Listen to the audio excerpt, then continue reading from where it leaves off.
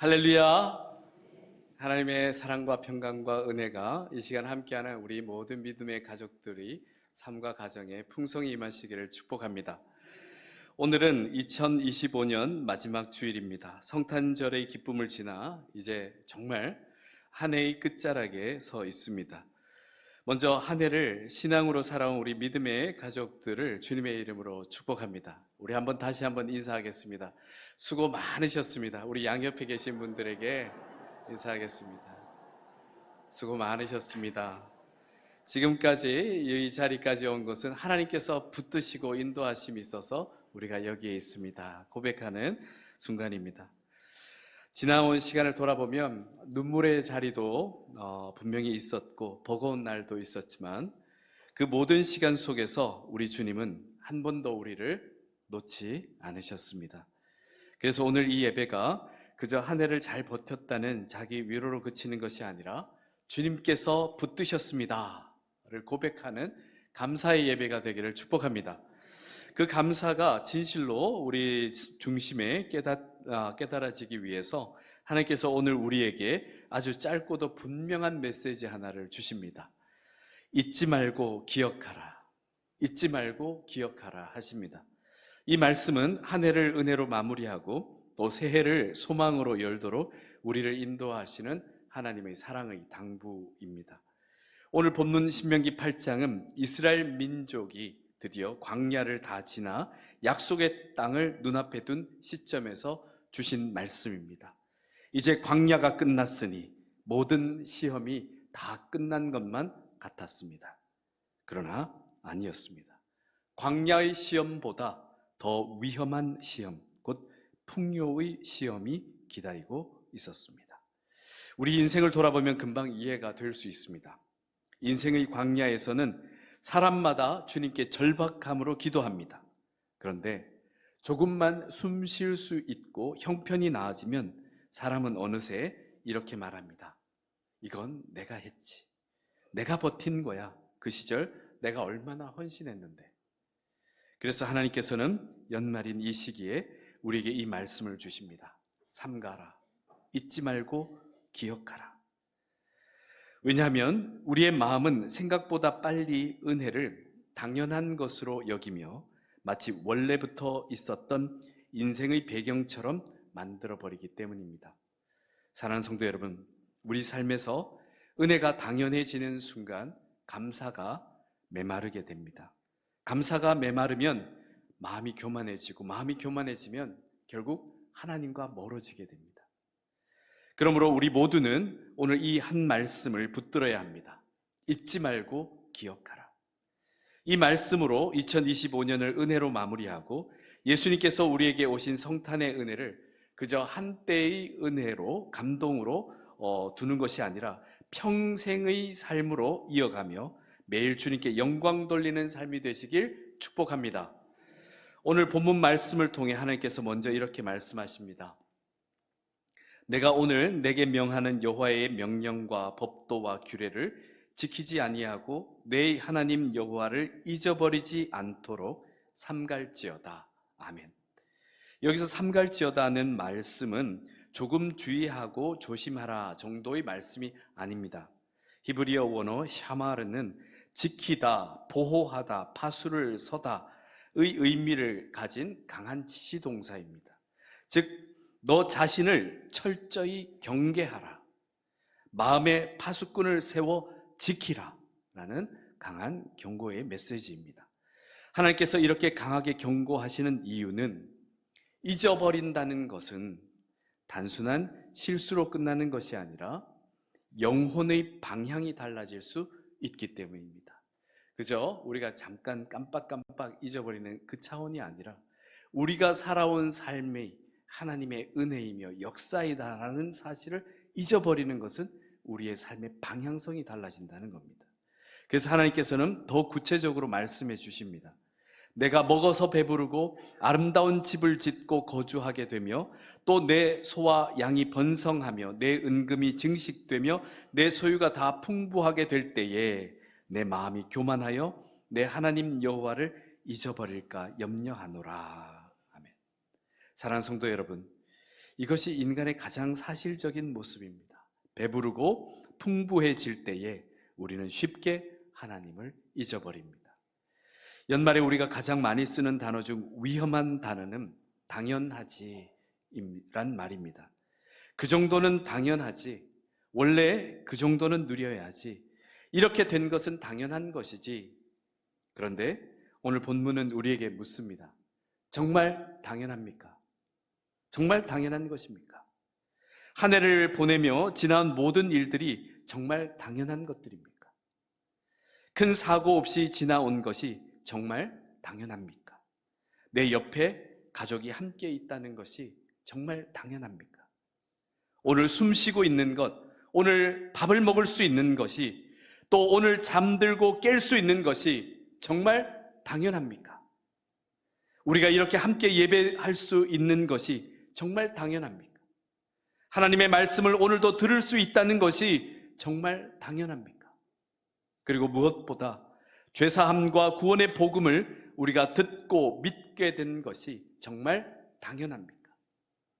사랑하는 성도 여러분, 우리가 그리스도인이 되고도 가장 안타까운 순간은 바로 하나님의 은혜를 여전히 당연한 것으로 여기며 살아갈 때입니다. 우리 삶에 은혜가 부족해서 혹은 은혜가 없어서가 아닙니다. 우리에게 임한 하나님의 은혜가 분명히 있는데도 그 은혜를 당연한 것으로 여기면 그 은혜를 보지도 듣지도 느끼지도 못한 채 살아가게 됩니다. 그 결과 감사는 메마르고 감격은 식어버린 안타까운 신앙생활을 하게 됩니다. 사랑하는 성도 여러분, 우리의 삶에서 누리는 수많은 것들이 우리에게 너무나 익숙해서 그렇지 사실 이 세상에 당연한 것은 단 하나도 없습니다.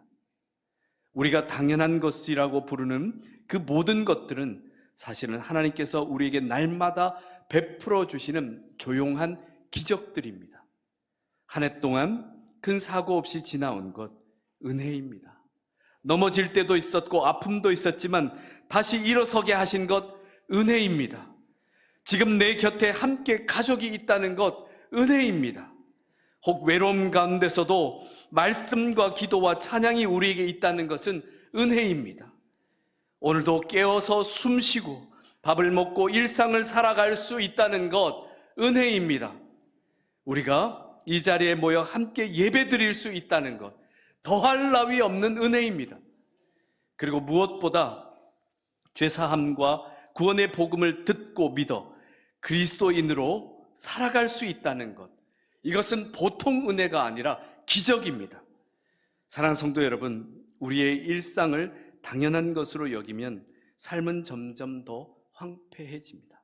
그러나 삶의 모든 순간을 은혜로 기억하면 그 자리에 감사의 샘이 열립니다.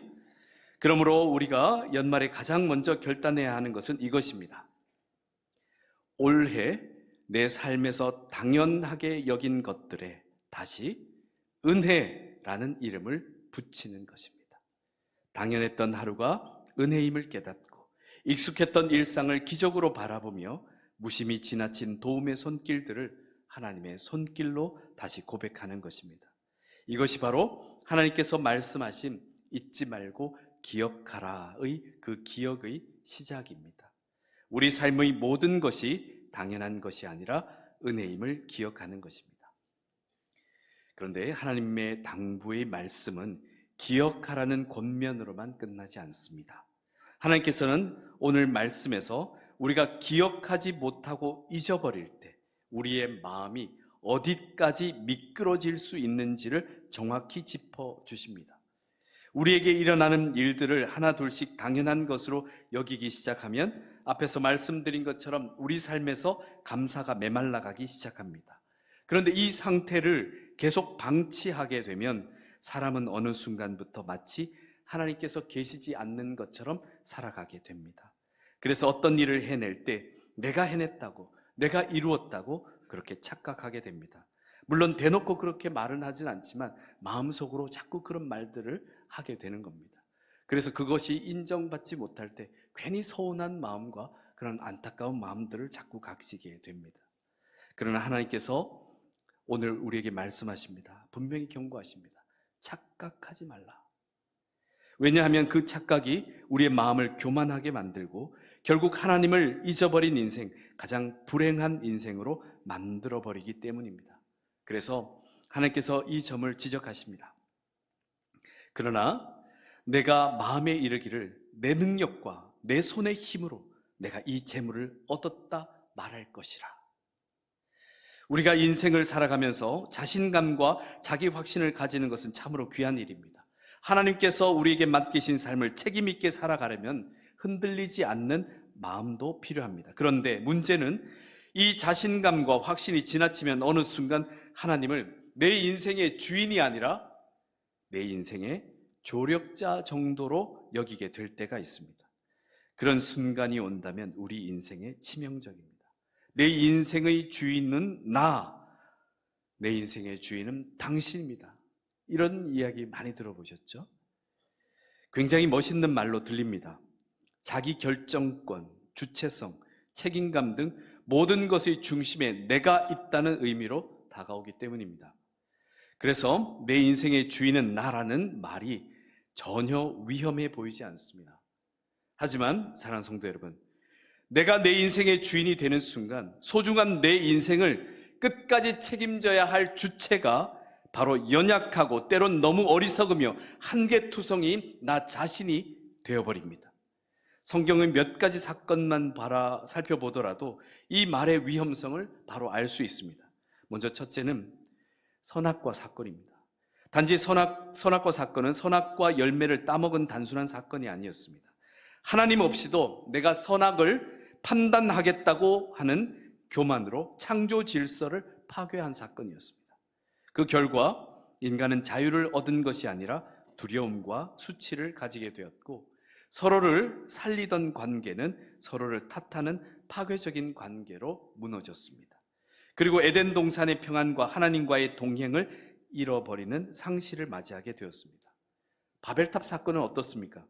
모든 영광을 하나님께 드리는 것에 불만을 가지고 우리 이름을 내자, 이제 우리를 좀 높이자라는 극히 인간 중심적인 프로젝트로 시작된 사건이었습니다. 그 결과 하나님 없는 자신감은 결국 혼잡과 분열, 흩어짐으로 종결되었습니다. 그리고 노아 홍수 사건은 극에 달한 사건이었습니다. 하나님을 완전히 잊어버리고 죄를 죄로 여기지 않던 시대의 비극적인 사건이었습니다. 내가 주인이라는 집단적인 착각은 결국 공동체 전체를 파괴로 몰아가는 심판으로 이어졌습니다. 이처럼 성경의 몇 가지 사건만 살펴보더라도 내가 내 인생의 주인이라는 말이 얼마나 위험한지 금방 알 수 있습니다. 그리고 내가 내 인생의 주인이 될 수 없는 이유는 성경 속에만 있지 않습니다. 정직하게 우리 삶을 들여다보면 우리는 곧 깨닫게 됩니다. 과연 내 능력과 내 힘으로만 100% 이뤘다라고 말할 수 있는 것이 과연 얼마나 있겠습니까? 우리는 어떤 순간이든 땅을 딛고 서서 공기를 들이마시며 숨을 쉬고 있습니다. 그런데 그 땅과 그 공기는 내가 만든 것이 아닙니다. 하나님께서 창조하신 것입니다.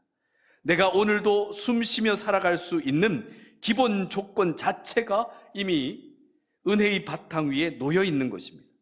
또한 우리가 해결해야 할 인생의 중요한 문제들 가운데서 과연 얼마만큼이나 자신의 뜻대로 할 수 있겠습니까? 자신의 통제 안에 그 모든 것을 둘 수 있겠습니까? 우리가 어떤 일을 실제로 하는 중에도 수만 가지의 변수들이 실제로 개입합니다. 그래서 내가 낳은 내 자녀도, 내 건강도, 내가 살아가는 내일의 상황도 내 마음대로 되지 않습니다. 당연히 우리가 관계하는 타인의 마음은 더더욱 내 마음대로 되지 않습니다. 그렇다면 우리가 어떻게 내 손의 힘으로 내가 다 했다고 말할 수 있겠습니까? 사랑하는 성도 여러분, 하나님께서 우리가 수고하는 것을 기뻐하지 않는다는 뜻이 절대 아닙니다. 오히려 하나님께서는 우리의 부지런함과 성실함을 기뻐하십니다. 그러나 하나님께서 가장 기뻐하시는 것, 정말 기뻐하시는 것은 모든 수고하는 중에도 하나님의 주권을 인정하는 겸손입니다. 내가 땀 흘리고 있지만 그 땀 위에 하나님께서 길을 열어 가심을 고백하는 겸손입니다. 내가 실제로 계획하고 있지만 그 계획 위에 하나님께서 때를 정하시고 인도하시고 계심을 고백하는 겸손입니다. 내가 지금도 누구보다도 더 열심히 애를 쓰고 있지만 그 애씀 위에 하나님께서 사람의 마음과 환경을 움직여 가실 것을 고백하는 겸손입니다. 그런데 이 겸손이 무너지기 시작할 때 우리의 마음은 어느새 내가 했다는 착각으로 미끄러집니다. 그렇게 착각하게 되는 순간은 광야보다는 풍요가 시작되는 순간이 더 위험한 순간입니다. 이것이 바로 오늘 본문에서 하나님께서 이스라엘 백성들에게 경고하시는 풍요의 시험입니다. 그래서 하나님께서는 광야보다 가나안이 더 위험하다고 말씀하신 것입니다. 왜냐하면 광야에서는 누구나 하나님을 붙들었습니다. 물이 없으면 부르짖었고 먹을 것이 없으면 하나님께 매달릴 수밖에 없었습니다. 그때 하나님께서는 반석에서 물을 내어주셨고 그 누구도 먹어보지 못한 만나를 하늘에서 내려주셨습니다. 광야의 하루하루는 하나님 없이는 살아갈 수 없었습니다. 하나님 없이는 살아갈 수 없습니다 라는 계속된 고백의 연속이었습니다. 그런데 가나안에 들어가 정착하게 되면서 상황이 달라졌습니다. 집을 짓고 밭을 갈고 곡식을 저장하고 성읍을 세우고 군사력도 갖추게 됩니다. 그러면서 사람들의 마음이 조금씩 바뀌기 시작합니다. 내 능력과 내 손의 힘으로 내가 이 재물을 얻었다고 말입니다. 그런데 이스라엘 백성들이 가나안 땅에 정착하고 나서 한순간에 하나님이 없다라고 선언한 것은 아닙니다. 더 교묘하게 변해갑니다. 중심에서 조금씩 엇나가기 시작하는 겁니다. 그리고 은혜를 조금씩 잊어가기 시작하는 겁니다. 그리고 삶에서 모든 것을 당연하게 여기기 시작하는 겁니다. 하나님도 계시지만 그래도 내 결정이 더 중요하지라고 바뀌어가기 시작한 것입니다. 그래서 결국 하나님도 섬기면서 동시에 이방신들도 선택해서 섬긴 것입니다. 사랑하는 성도 여러분, 예전에도 그렇고 오늘날에도 가장 위험한 신앙은 겉으로는 하나님을 믿는 것 같지만 실제로는 내가 주인인 자기 중심적인 신앙입니다. 예배도 드리고 교회도 다니고 봉사도 하지만 삶의 중심 자리에 하나님이 아니라 내가 앉아있는 신앙, 이것이 바로 자기 중심적인 신앙입니다. 자기 중심적인 신앙의 결과는 늘 같습니다. 감사가 사라지고 겸손이 줄어들고 결국 하나님을 주변으로 밀어냅니다. 그리고 십자가의 은혜마저도 점점 가볍게 여기게 됩니다. 그렇다면 우리가 어떻게 해야 감사와 은혜가 가득한 삶을 살아갈 수 있겠습니까? 오늘 본문 말씀입니다. 내 하나님 여호와를 기억하라. 그가 내게 재물 얻을 능력을 주셨습니다. 아멘. 하나님께서 말씀하십니다. 베샤카르타 에트 예흐와 엘로헤크. 내 하나님 여호와를 기억하라. 여기서 기억하라라는 말은 단지 추억을 떠올려라는 뜻이 아닙니다. 히브리어 자카르는 머리로만 떠올리는 회상이 아니라 마음과 삶의 방향을 하나님께로 다시 돌리는 기억입니다. 다시 말해서 하나님을 생각해내라 라는 말이 아니라 하나님을 마음 중심에 다시 모셔라 라는 뜻입니다. 사랑하는 성도 여러분, 행복의 비밀은 더 많이 가짐에 있지 않습니다. 행복의 그 근원이 어떤 상황에도 흔들리지 않고 변함없고 확실한 데 있느냐, 여러분의 행복의 근원이 어디에 있느냐, 바로 거기에 행복의 비밀이 있습니다. 내 삶의 능력과 기회도 길도 내가 만들었다가 아니라 하나님께서 주셨습니다. 하나님께서 길을 여셨습니다. 진실로 고백하게 되는 순간 마음이 달라집니다. 비교하지 않게 되고 불안이 줄어들며 감사가 다시 살아납니다. 왜냐하면 내 삶이 불완전한 내 손에, 그 누군가의 손에 달려있는 것이 아니라 완전하신 하나님의 손에 붙들려 있음을 믿기 때문입니다. 우리는 며칠 전 성탄절을 보냈습니다. 우리가 잊지 말고 기억해야 할 소중한 것, 중요한 약속이 무엇입니까? 바로 예수 그리스도이십니다. 하나님께서 우리에게 주신 최고의 선물은 잠시 잠깐의 형편이 안정되는 것이 아니라 우리를 영원까지 책임져 주시기 위해 우리에게 보내신 예수 그리스도이십니다. 성탄은 우리가 하나님께로 올라가서 구원을 얻어낸 사건이 아니라 하나님께서 예수 그리스도를 통해서 우리에게 직접 오셔서 구원을 거저주신 사건입니다. 그래서 예수 그리스도의 오심은 결국 십자가로 이어집니다. 우리가 신앙생활을 하면서 너무나 당연하게 생각하는 것이 있습니다. 하나님께서 나를 사랑하시겠지. 주님께서 내 죄를 용서하시겠지. 물론 하나님의 사랑과 은혜는 의심의 여지가 없습니다. 그러나 하나님의 사랑과 은혜의 그 십자가는 결코 우리에게 당연한 것이 아닙니다. 왜냐하면 하나님의 편에서 값없이 거저 우리를 사랑하신 것이 아니라 비교할 수 없는 엄청난 값을 치르며 우리를 사랑하셨기 때문입니다. 바로 독생자 예수 그리스도를 그 값으로 치르신 것입니다. 그러므로 이 십자가 은혜가 어찌 죄인인 우리에게 당연한 것이 될 수 있겠습니까? 그러므로 여호와를 기억하라는 말씀은 결국 이렇게 고백하는 자리로 우리를 데려갑니다. 내가 해냈다가 아니라 그리스도께서 이루셨습니다. 주님께서 이루셨습니다. 라고 고백하는 것입니다. 미국의 기독교 사상가 달라스 윌라드는 은혜를 이렇게 정리합니다. Grace is not opposed to effort. It is opposed to earning. 은혜는 노력과 반대가 아니라 벌어서 얻으려는 태도와 반대입니다. 이 말의 뜻은 은혜는 아무것도 하지 않고 얻는 것이란 뜻이 아닙니다. 열심히 살아야 합니다. 하지만 우리가 열심히 산 것을 가지고 이건 내가 벌어서 받은 거야 라고 한다면 그것은 은혜와 반대되는 것이라는 겁니다. 우리는 땀 흘려 일합니다. 계획도 세우고 지금도 그 누구보다 열심히 애를 쓰고 있습니다. 하나님께서는 이 모든 수고를 귀하게 보십니다. 그러나 그 수고가 어느 순간 내가 벌었다, 내가 얻었다, 내가 해냈다로 바뀌는 순간 은혜는 다 쏟아져 버리고 감사는 메마르게 됩니다.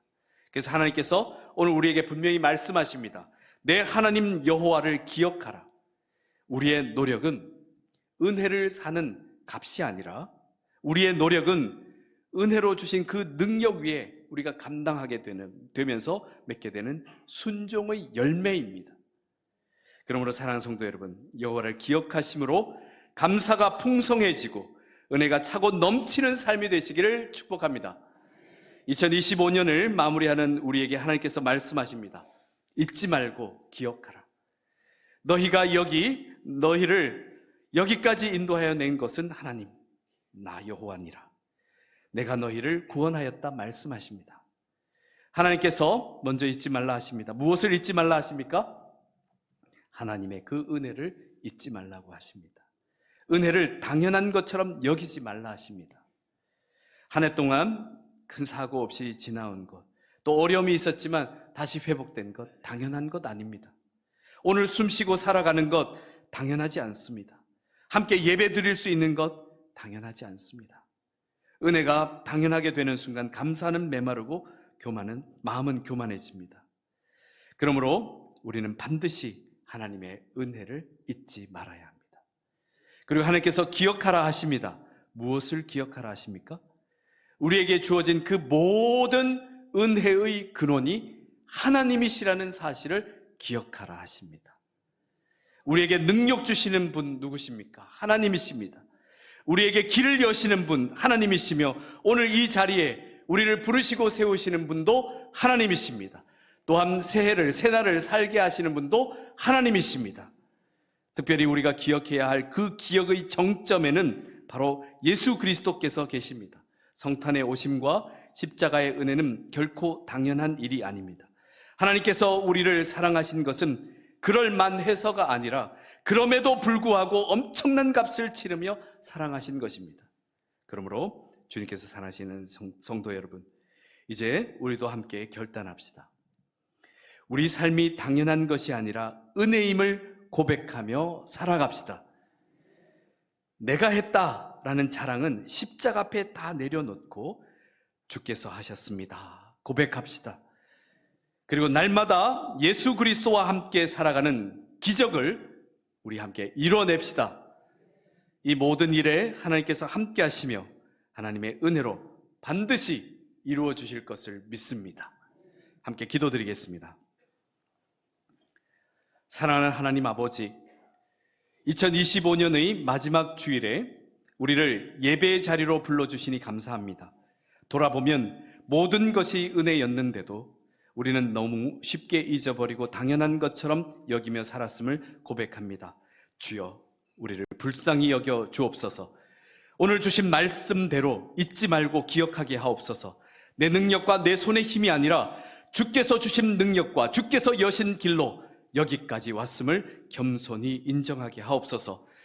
무심히 지나친 하루하루의 숨결과 밥상과 가족과 일터와 예배의 자리까지도 주께서 베푸신 은혜였음을 다시 보게 하시고 감사의 고백이 우리의 입술과 삶에 넘치게 하옵소서. 특별히 성탄의 은혜를 결코 가볍게 여기지 않게 하옵소서. 우리에게 오신 예수 그리스도, 그리고 우리를 위해 십자가를 지신 그 사랑이 당연한 일이 아니라 놀라운 구원의 은혜임을 깊이 깨닫게 하시고 십자가 앞에서 내가 했다는 착각을 모두 내려놓고 주께서 이루셨습니다는 믿음으로 살게 하옵소서. 남은 연말과 다가오는 새해에도 우리의 중심을 주님께 두게 하시고 겸손과 순종으로 주님을 기쁘시게 하시는 삶을 살게 하옵소서. 연약한 성도들을 위로하여 주시고 아픈 이들을 고쳐주시며 지친 마음에 새 힘을 더하여 주옵소서. 우리의 가정과 일터와 교회, 그리고 특별히 우리 다음 세대 위에 주님의 은혜와 평강을 부어 주옵소서. 우리에게 은혜를 베푸시고 구원을 이루신 예수 그리스도 이름으로 기도드립니다. 아멘.